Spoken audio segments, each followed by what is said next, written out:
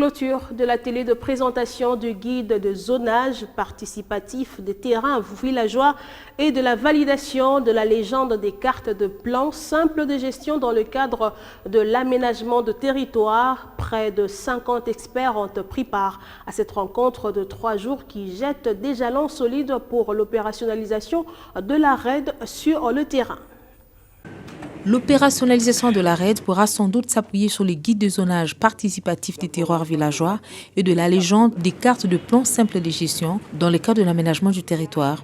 2 livrables qui ont servi de matière à réflexion à Kinshasa pendant 3 jours. Il faudrait qu'on l'élabore et qu'on le mette à la disposition des programmes intégrés RED et de tous ceux qui travaillent sur l'aménagement du territoire au niveau local.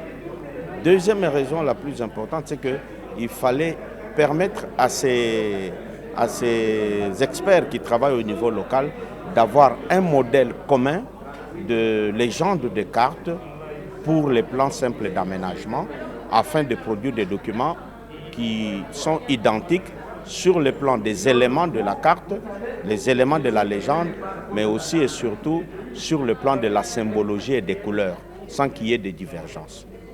L'atelier de présentation du guide de zonage participatif des terroirs villageois et de la validation de la légende des cartes de plans simples de gestion est un correctif pour la société civile qui tient compte des communautés locales dans le cadre de l'aménagement du territoire. Nous, en tant que société civile, nous étions inquiets parce que ces instruments ont été adoptés en Conseil des ministres sans qu'on ait prévu la possibilité pour les communautés locales de disposer d'un instrument d'organisation spatiale pour répondre à des fins de développement local. Et je pense qu'avec ce qu'on vient de faire aujourd'hui, il y a une sorte de correctif pour que les communautés disposent de ce qu'on a convenu d'appeler aujourd'hui le plan simple d'aménagement du territoire qui leur permet à leur niveau de structurer l'espace pour le développement local. Pour le Fonds national RED, il est plus qu'impérieux de consolider les acquis. Je voudrais nous exhorter à mettre en pratique les acquis de ces 3 journées de travail intenses.